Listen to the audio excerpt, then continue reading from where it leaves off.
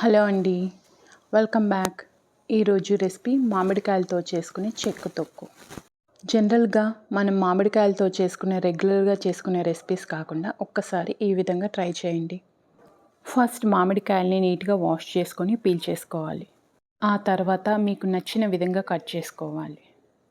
ఇప్పుడు oil heat చేసుకొని అందులో ఆవాలు, జీలకర్ర, గుప్పెడన్ని వెల్లుల్లి కాస్త కచ్చా పక్కాగా దంచుకొని వేసుకోవాలి.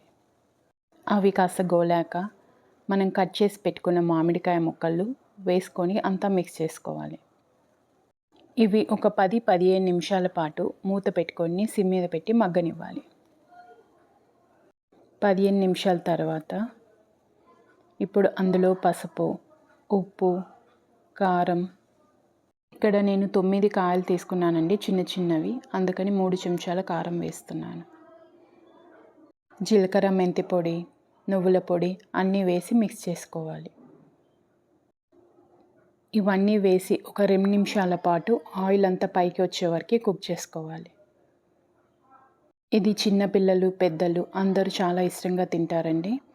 ఇది ఇడ్లీ, దోశ, చపాతీ దేనికైనా బాగుంటుంది.